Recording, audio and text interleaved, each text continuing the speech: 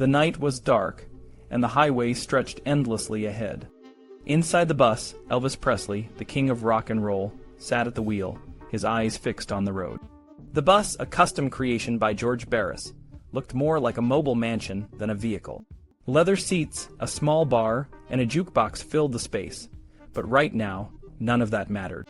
Elvis was focused on the radio, which was playing a new Tom Jones song called Green, Green Grass of Home. The song was a tearjerker, a ballad about a prisoner dreaming of his home and family just before his execution. Elvis's eyes welled up with tears as he listened, and he pulled the bus over to the side of the road. He was so moved by the music that he couldn't drive. "Alan, call George at the station. Tell him to play it again," Elvis said, his voice thick with emotion. Alan Fortas, one of Elvis's closest friends, nodded and hurried to find a phone booth. This was before cell phones, so they had to stop the bus and find a payphone. Alan called George, who was a DJ at WHBQ in Memphis. "George, it's Alan. Elvis wants you to play Green, Green Grass of Home again. He really loved it." George, knowing who was making the request, happily complied. "Sure thing, Alan. I'll play it right away. Tell Elvis it's a special request from a good friend." The song played again, and Elvis listened, wiping away tears, but the emotion was still overwhelming. "Call George back and tell him to play it a third time," Elvis said, his voice determined. Alan called George again, but this time George was hesitant. "Alan, I can't play it over and over. The FCC has rules about that, and I could get fired." Elvis, not one to be denied, had a quick solution. "Tell George to play it again, and if he gets fired, I'll buy the damned radio station and he can run it." George, knowing Elvis wasn't joking, played the song again, this time adding a few others in between to save his job. By the time they pulled up to Graceland, Elvis had the song memorized. Elvis's passion for music was infectious, but it was just one of the many facets of his complex personality. His friends like George Klein, Alan Fortas, and Charlie Hodge were always there to support him, even when things got tough. George, for example, had once agreed to have plastic surgery on his nose to prove to Elvis that it was safe. After George came out of the operation, healthy and looking great, Elvis decided to go through with his own surgery. Elvis's loyalty to his friends was unwavering, but it also meant he sometimes overlooked their flaws. George, for instance, was in denial about Elvis's addiction to prescription drugs. Even when the allegations first came to light, George, along with Joe Esposito and Priscilla, initially denied them. It was hard to believe that George, who was not around as much as the others, didn't see the problem. But being a good friend sometimes meant turning a blind eye. Elvis's life was a mix of great highs and deep lows. His father, Vernon, was cold and disapproving, often disapproving of Elvis's spending habits and the friends he kept. Vernon's mother, Minnie Mee, known affectionately as Dodger, was a different story. She was a warm, feisty woman who became a second grandmother to Elvis and his friends. She had a room in Elvis's homes and a special place in his heart. Minnie Mee was one of the few people who could bring a genuine smile to Elvis's face. Music was always at the center of Elvis's world. During his time in the Army, he spent a lot of his free time singing and playing the piano. His voice grew stronger, and he developed a richer, fuller sound. When he returned from Germany, his music had changed. The raw, animalistic energy of his early days was replaced by a more polished pop sound. Songs like It's Now or Never and Are You Lonesome Tonight became instant classics, opening new doors for Elvis with adult listeners. The recording of It's Now or Never was a marathon session at RCA Studio B in Nashville. In just 12 hours, Elvis and his team recorded a dozen songs. The two standout tracks were It's Now or Never and Are You Lonesome Tonight. Elvis was perfectionistic, listening to the playback over and over, focusing on every detail. He was afraid to release Are You Lonesome Tonight as a single, worried that the narrative in the middle might not be well received. But his instincts were usually right, and the song became a hit, just like It's Now or Never. Elvis's journey was far from over, and the road ahead was filled with more challenges and triumphs. But for now, as he sat in the driver's seat, listening to Green, Green Grass of Home, he was just a man moved by the power of music. The journey to Hollywood was like a dream come true for all of us. It was April 1960, and Elvis was about to start his 5th movie, G.I. Blues. The Colonel, Tom Parker, had arranged for us to travel in style on the Southern Pacific Sunset Limited. 2 private railroad cars were waiting for us at the Memphis train station, and the place was packed with fans. The Colonel made sure everyone knew Elvis was leaving for Hollywood, and he was handing out signed photos left and right. It was a big deal, and we all felt like we were part of something special. Elvis was nervous about flying ever since a scary incident in a small plane, so he was thrilled to be traveling by train. He had a private stateroom, and the rest of us, Lamar, Gene, Joe, Charlie, and me, each had our own rooms too. The train had a lounge car with a bar, comfy couches, and a hi-fi system that played music so loud, I swear the whole train shook. Before we left, Elvis surprised me by taking me to his closet at Graceland. He gave me a bunch of his clothes, saying I needed to look sharp in Hollywood. We had the same waist size back then, so everything fit perfectly. I felt like $1,000,000 in his suits. As we traveled, the Colonel kept the excitement going. He called ahead to every city we stopped in, making sure the media knew Elvis was coming. When we arrived, Elvis would stand on the back of the train, signing autographs and talking to the fans. The Colonel was always nearby, handing out more photos and making sure everything ran smoothly. It was a non-stop party, but the Colonel never stopped working. One night, we were all playing poker in the lounge car. I was new to the game and lost about $40 to Freddie Bienstock, who ran Elvis's publishing companies. Later, Freddie came up to me and stuffed 2 20s into my pocket. He said he could afford to lose the money, but I couldn't. It was a small act of kindness, but it meant a lot to me. The closer we got to Los Angeles, the more excited I became. I had always dreamed of seeing Hollywood, and now I was going to be part of it. When we finally reached the Los Angeles county line, I saw rows and rows of houses stretching as far as the eye could see. It was overwhelming. Just before we arrived at Union Station, the Colonel and Elvis got off the train to avoid the crowd. The rest of us continued to the station and had to carry all our luggage to a truck. It was a lot of work, but we didn't mind. We were in Hollywood. The Colonel had booked us into the famous Beverly Wilshire Hotel. Elvis took a 2-bedroom suite on the 6th floor, and Lamar, Charlie, and I shared the penthouse. The penthouse was a big room with a bath, and we had studio beds. It wasn't as fancy as it sounds, but it was still amazing. We had a view of the city from the roof, and Elvis would often come up there to sunbathe. Our job was to keep the suites stocked with food and drive Elvis wherever he needed to go. We had a white Cadillac and a black Lincoln limo, and later, Elvis leased a candy apple red Cadillac convertible. It was a beautiful car, and we all fought over who got to drive it. When I got the chance, I felt like a millionaire, cruising around Beverly Hills with one hand on the wheel and the other on the window, pretending I was just another rich kid in town. In Hollywood, we met up with Red and Cliff Gleaves, who had come out earlier to try to make it in show business. Red got a job as an extra on a TV show called The Rebel, and he became friends with the star Nick Adams.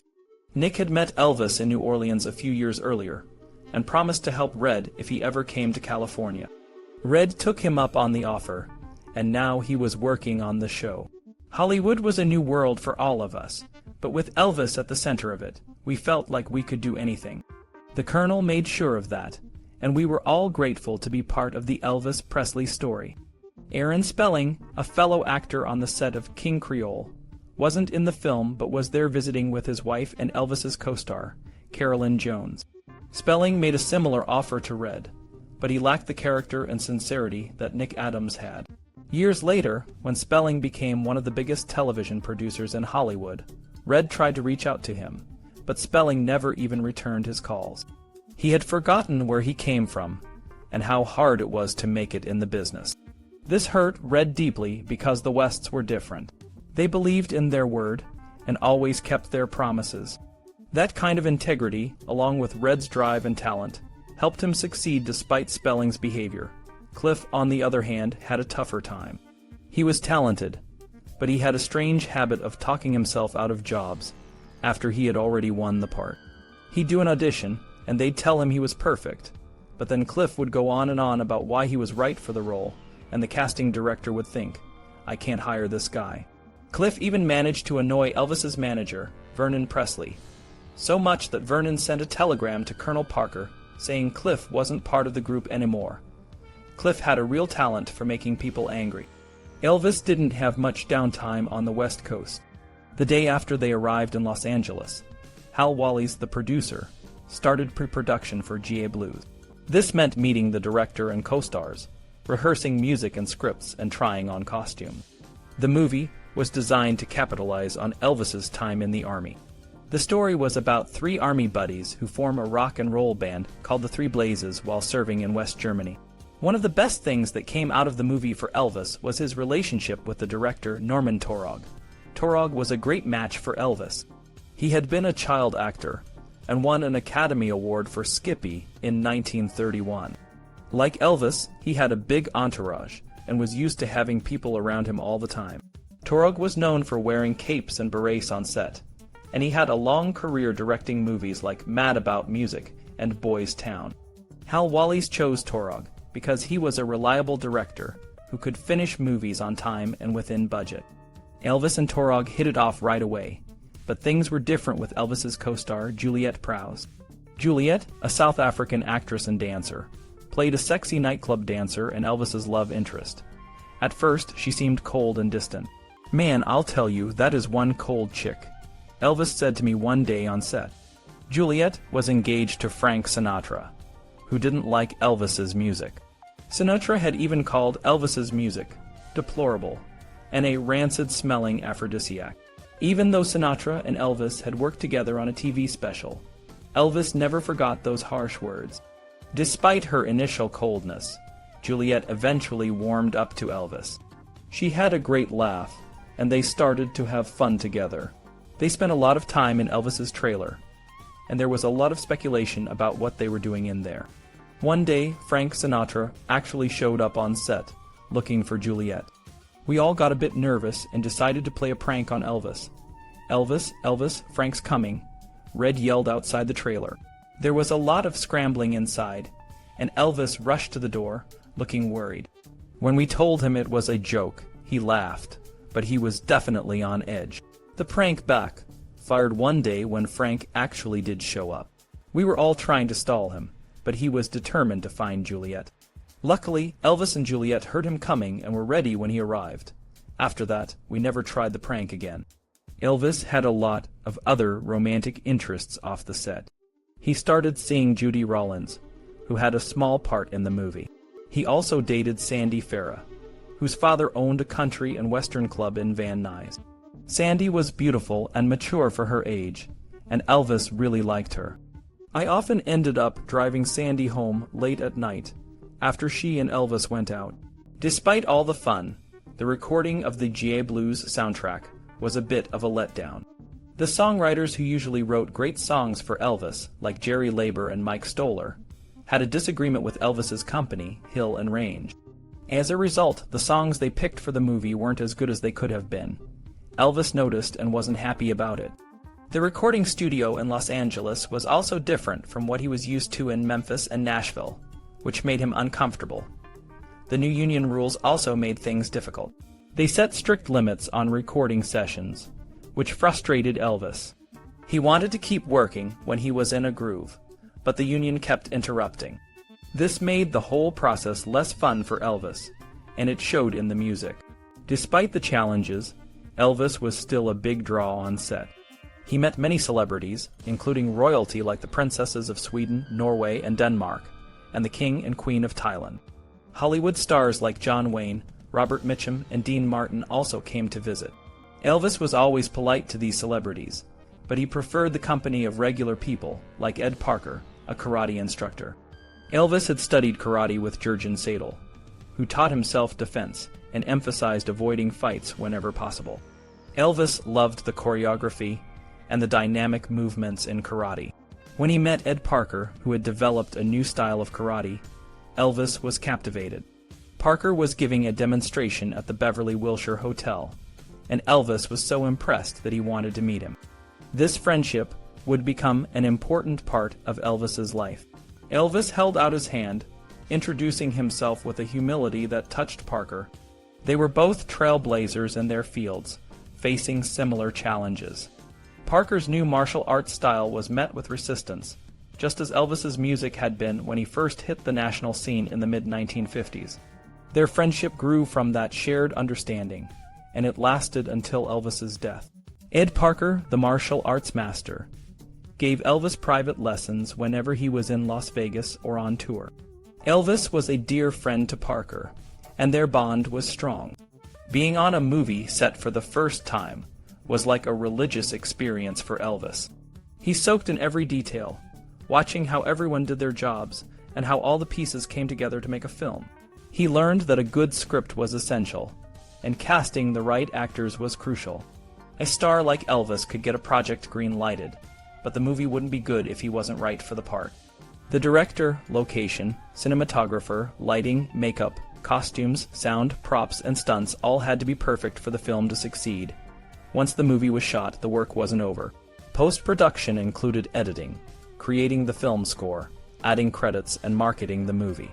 If any of these elements were weak, the film might fail. Despite the challenges, almost all of Elvis's movies were profitable, which was a rare feat. Elvis found making movies fascinating, but it could also be tedious. Capturing just a few minutes of usable film often took a whole day of shooting and preparation. To pass the time, Elvis would give karate demonstrations for the cast and crew. They loved watching him break boards with his hands and fists. One day on the set of GI Blues, Elvis decided to break a board with a clenched fist. On his first try, the board held, but he was determined. He tried again and the board broke. The crowd cheered, but Elvis was in pain. His hand was swelling, and you can see it in a scene where he's strumming a guitar with a swollen hand. For Elvis, a bruised hand was better than a bruised ego. Off the set, Elvis and his friends would blow off steam by exploring Hollywood's nightlife. They'd visit clubs and see performances by Dean Martin, Bobby Darin, and Sammy Davis Jr. They always got the best tables and had a great time. On weekends, they'd drive to Las Vegas to see shows by Billy Ward, Red Skelton, Don Rickles, and Della Reese.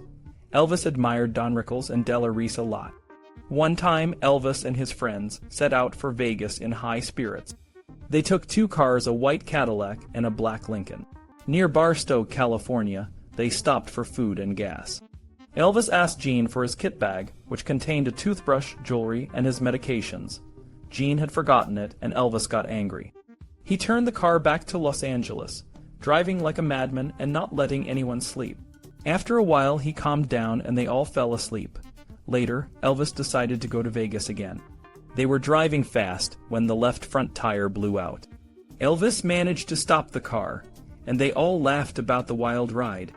Joe retrieved the hubcap from some shallow water, and they continued to Vegas.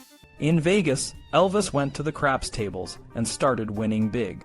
A crowd gathered, and people started betting on Elvis. He won for about an hour, and then he stopped. A high roller offered to give Elvis a cut of his winnings, but Elvis declined. Later, in their suite, Elvis gave each of them a dexedrine pill to keep them awake. It was Sonny, his first time taking amphetamines.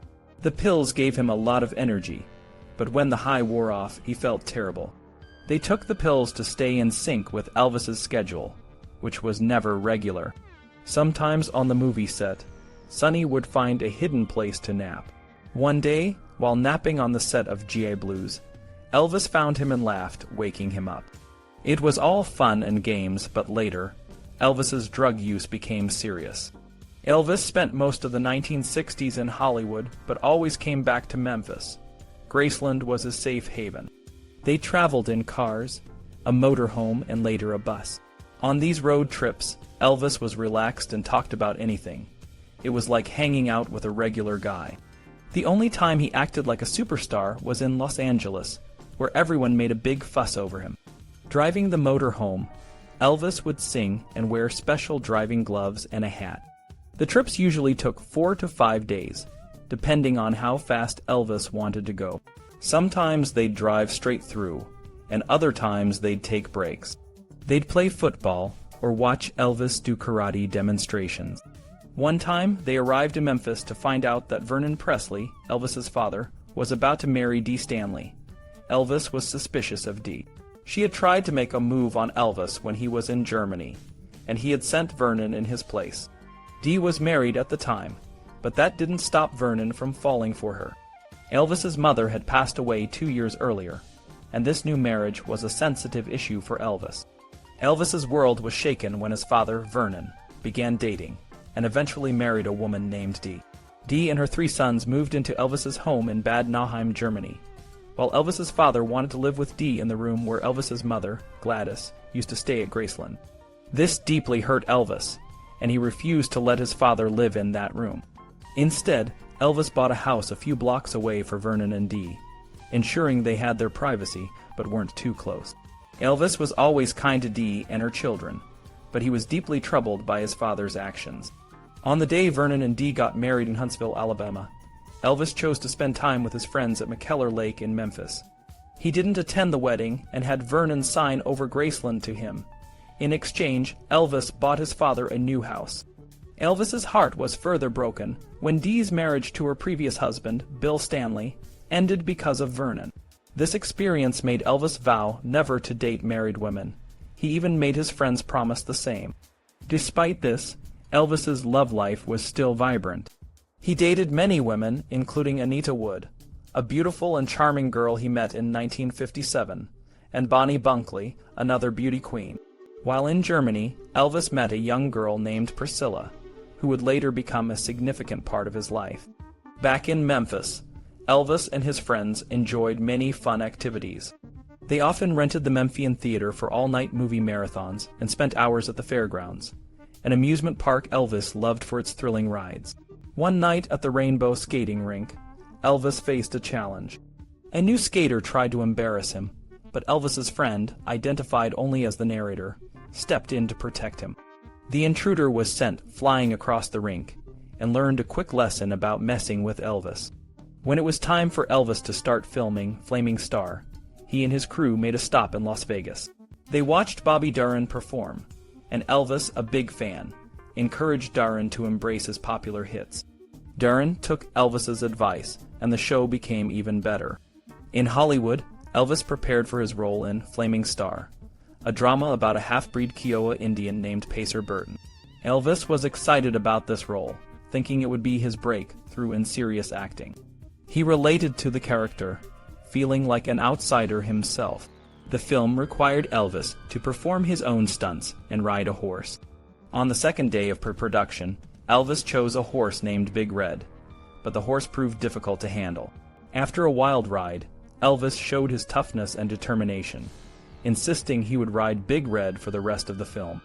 During breaks from filming, Elvis and his friends played football and practiced karate. Director Don Siegel, known for his style and humor, challenged Elvis to break a sturdy piece of wood. When Siegel successfully broke the board, it turned out to be a trick-aged balsa wood, easy to break. Despite this, Siegel and Elvis had a good relationship, and Siegel appreciated Elvis's serious approach to his role. Flaming Star was a challenging film, but it showed Elvis's dedication to his craft and his desire to grow as an actor. Despite the ups and downs, Elvis's spirit and determination never wavered. Elvis's role in Flaming Star was a tough one. The movie had some really corny lines, like when Elvis had to say, "I have to return to my heritage and die, and maybe someday, somewhere, people will understand folks like us." Even a great actor, like Marlon Brando, would have struggled with those lines. The movie didn't do well at the box office, which was a big disappointment for Elvis. Despite that, the director Don Siegel still praised Elvis's acting. Later, Siegel even thought about casting Elvis in Dirty Harry, but by then, Elvis was focused on his career in Las Vegas and touring. Siegel ended up giving the role to Clint Eastwood, and Dirty Harry became a huge hit. Before Barbara Eden got the lead role in Flaming Star, an English actress named Barbara Steele was supposed to play it, but she was only on set for a few days before Eden replaced her. Barbara Eden was beautiful and talented, and Elvis really liked her. However, her husband, Michael Ansara, was very jealous. He would often be on set to keep an eye on things. Elvis enjoyed Barbara's company and liked to flirt with her, which only made Michael more suspicious. But Elvis had a rule about not dating married women. so nothing ever happened between them. Elvis was really committed to his role in Flaming Star, and did most of his own stunts. He came out of the movie without any injuries, but not everyone was so lucky. Red, who played a Kiowa Indian in the film, had a bad elbow from playing football. During a fight scene, he hit his arm on a rock and it swelled up badly. However, it wasn't broken. Another actor, Rudolph Acosta, wasn't as fortunate. He fell off his horse and broke his arm. Off the set, things were just as wild. Elvis and his friends stayed at the Beverly Wilshire Hotel, where they kept the staff and other guests on edge with their constant noise and pranks. They had impromptu karate demonstrations, music blaring at all hours, food fights, and even a water fight that went too far. One night, Elvis, Joe, Red, and the narrator got into an indoor water fight that turned into a full-blown battle. Elvis got so angry that he chased after Joe with a guitar, hitting him on the arm. The guitar almost hit one of the hotel's permanent residents, and the management finally had enough. They gave Elvis and his crew an eviction notice, but it was still a fancy place to get kicked out of. After leaving the hotel, Joe Esposito found a Frank Lloyd Wright Jr. designed house in Bel Air for Elvis to rent. It was a nice place, but it didn't have the same amenities as the hotel. The house was on Perugia Way, and had a great view of the golf course. It was a circular house with a big patio and modern decor. Inside, the carpet was thick and white, and Elvis wanted a complete break from the antiques he grew up with. Alan Fortas joined Elvis's crew around this time. Elvis had tried to get Alan to join him in Germany, but Alan, being Jewish, didn't want to go there. California seemed much better. Elvis also hired Jimmy and Lillian Jackson to take care of the house. Jimmy was handy, and Lillian was the cook and housekeeper. They were both good at their jobs and became a part of the household. Some people, like Albert Goldman, claimed that wild sex orgies happened at the house, but that was far from the truth. Mostly, they just hung out, watched TV, and listened to music. Elvis loved all kinds of music, especially rock and roll, gospel, and R&B. He often played songs by artists like Tom Jones, Jackie Wilson, and Roy Orbison. One song that got a lot of play was Halfway to Paradise by Tony Orlando, which both Elvis and the narrator loved. Cliff Gleaves, one of Elvis's friends, recorded a song called The Long Black Hearse. Cliff kept playing it and singing along, which drove everyone crazy. Elvis would give him a mean look when he played it too much, but Cliff didn't seem to notice. On weekends, Elvis organized football games at Beverly Glen Park. He invited his Hollywood friends, like Robert Conrad, Lee Majors, and Ricky Nelson, to play. Kent McCord, who was much bigger than everyone else, joined one week and made things challenging. McCord was so strong that he nearly broke Alan and the narrator's bones. They learned to be more careful after that. Elvis also met a young woman named Patty Perry. She was bold and funny, and they hit it off right away. Patty became a regular visitor at the house, and even cut Elvis's hair for a while. She was like a little sister to Elvis and his crew, and they all looked out for her. After Flaming Star wrapped, Elvis was eager to get back to Graceland. They stopped in Vegas for a bit and then returned home, but rest wasn't on Elvis's mind. He was always ready to play touch football, or find some other way to have fun. Elvis and his friends were playing a game of football at an elementary school near Graceland. The game was intense, and the field was a battleground.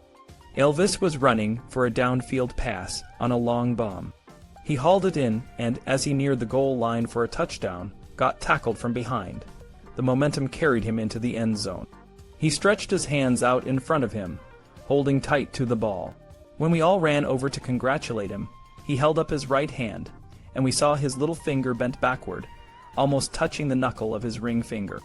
"I think I broke my finger," Elvis said calmly, like he was just telling us his shoe was untied. We rushed him to the emergency room, where they put a plaster cast on his hand. But Elvis didn't want to stop there. He insisted we go back to the field to finish the game.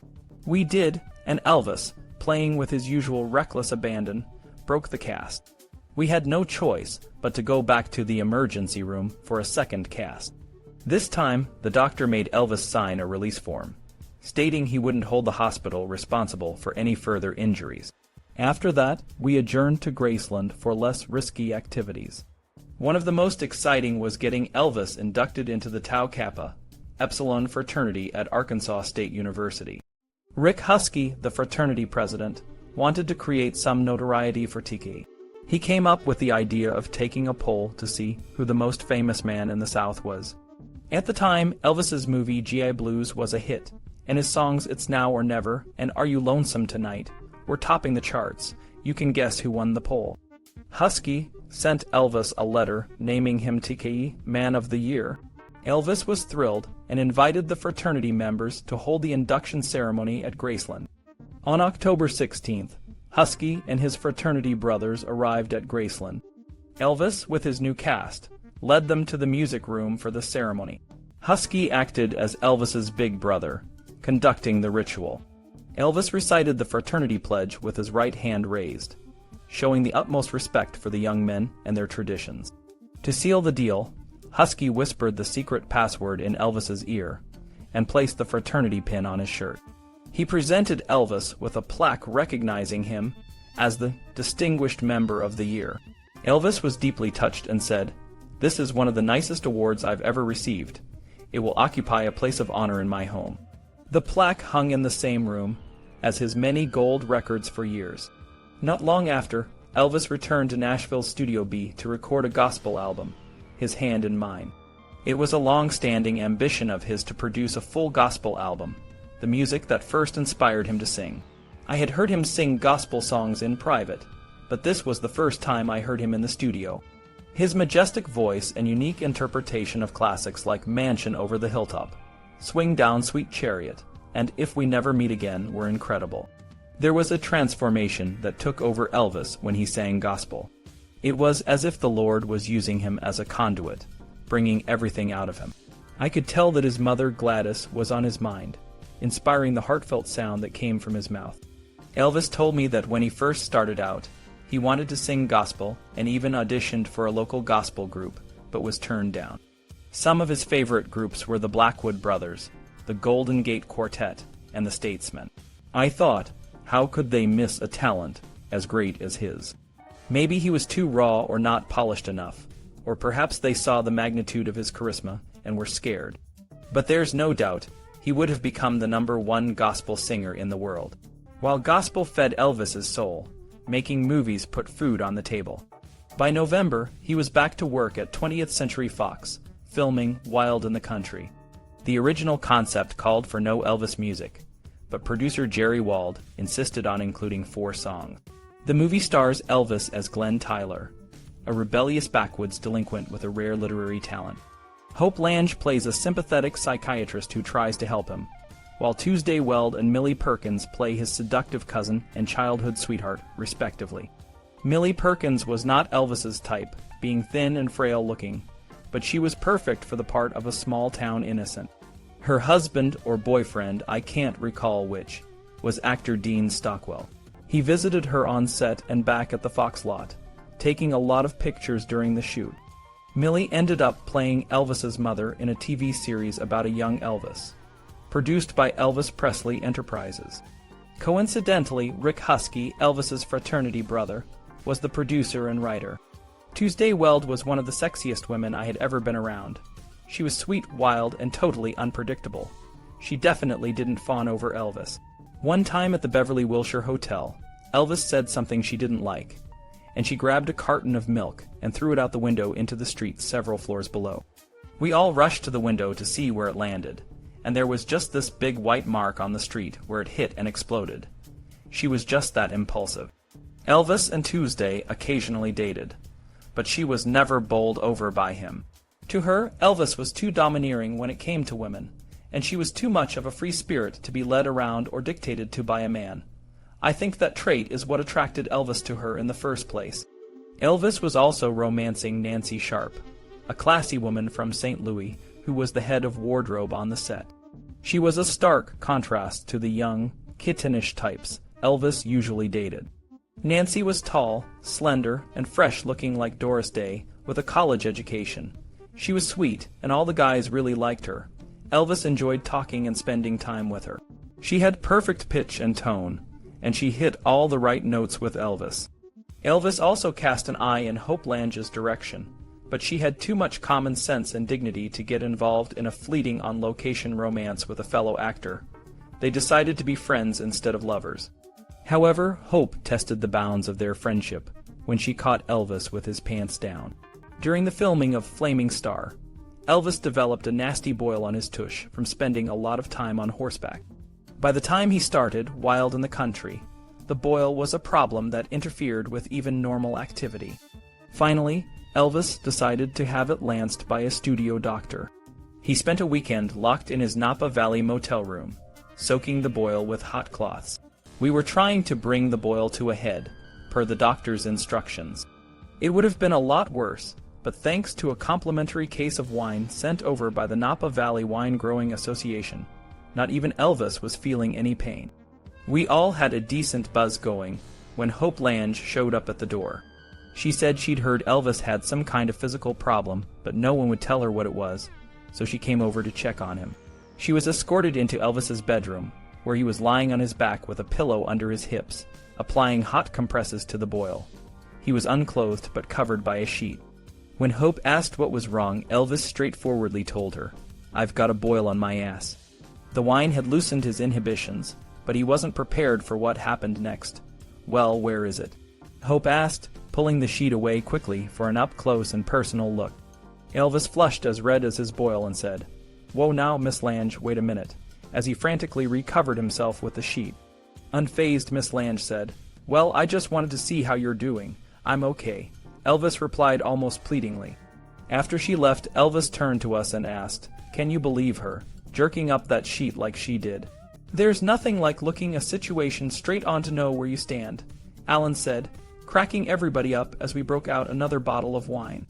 Elvis was going stir-crazy in the motel after the boil was lanced, so we made a jaunt to San Francisco for a weekend excursion at the famous Mark Hopkins Hotel. I was driving Elvis's white Cadillac limo, with Alan sitting up front with me. Elvis was in the rear, sitting in his usual spot on the right side, next to Nancy, Sharp, Joe, and Jean. We were cruising along at around 70 miles per hour when a car passed us suddenly on the right. "Sonny, pull up beside that car," Elvis ordered. I pressed the accelerator to the floor, and within moments we were adjacent to the other vehicle. As I edged ahead, Elvis put down his window and pointed a Derringer gun at the driver. The guy swerved and drove his car off the freeway and down an embankment. Elvis put his window back up and calmly said, "That just goes to show you never know who you are messing with." Only then did I learn that someone in the other car had given us the finger as it passed our limo. It wasn't the first time Elvis had pulled a gun on someone, nor would it be the last. We arrived late on a Saturday evening, and after an elegant dinner in Elvis's suite, Elvis and Nancy called it an evening. Jean decided to stay at the hotel, but Alan, Joe, and I were in the mood for fun. We had heard San Francisco had an incredible nightlife, and we wanted an unforgettable experience. The bellhop suggested a place called the Broken Drum, so we took a cab there. The place was so smoky when we walked in that we could hardly see. As our eyes adjusted, we noticed something peculiar. It was filled with guys sitting with guys and girls sitting with girls. Maybe this wasn't our kind of club after all. We decided to finish our drinks and find another place. But just then, a young lady plopped herself down in Alan's lap, put her arms around his neck, and hugged him. "You're just like this big all teddy bear I have at home," she said. "You're so cute." Alan grinned from ear to ear, put his arms around her, and said, "Well, hi, honey. Maybe we would stick around for a while after all." But then a hulking figure headed our way, and we knew it wasn't to sell us Girl Scout cookies. The bruiser growled, "That's my woman you're holding." The face was scary, and it didn't help when we realized this Dick Butkus look-alike was a female. Coming from Tennessee, this was new to us, and we sat there open-mouthed as Lady Godzilla attempted to pull her girlfriend off Alan's lap. "Get over there and sit down and behave yourself," she said. When the girl balked, the giantess yanked her by the arms. "Hey, don't do that," Alan said, his gentlemanly breeding kicking in.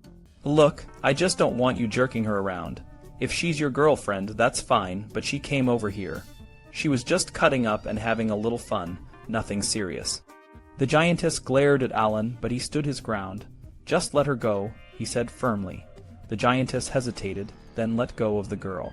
The girls stayed in Alan's lap for a while, and we decided to stay at the Broken Drum, intrigued by the unexpected adventure. Elvis's love for Hawaii grew with every visit. The first time he set foot on the islands in 1957, he was greeted by 4,000 screaming fans. But it wasn't just the fans that drew him in. It was the peace and the people. Hawaii felt like a second home to Elvis, a place where he could truly be himself. In 1961, Colonel Parker announced a charity concert for the Navy at the Hawaiian Village Hotel in Honolulu. The concert wasn't just to entertain, it was to raise money for the USS Arizona Memorial. The USS Arizona had been bombed during the attack on Pearl Harbor, and the memorial was in dire need of funds. Colonel Parker knew Elvis could help. Elvis didn't just lend his name, he performed for free. He and Colonel Parker even bought the first 2 tickets to show their support. The concert was held at Block Arena, and the crowd was electric.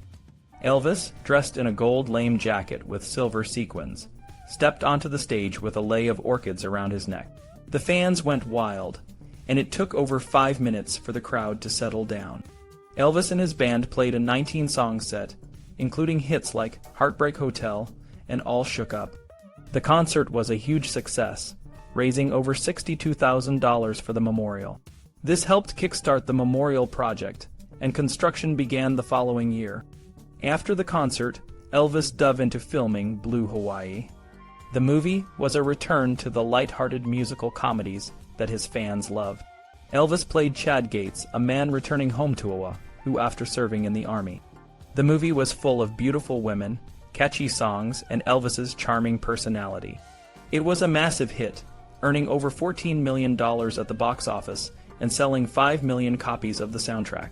During the filming, Elvis dated several women, including actress Joan Blackman, who had striking blue eyes.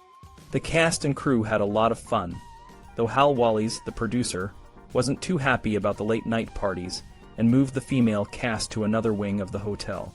Colonel Parker, always the prankster, kept everyone on their toes.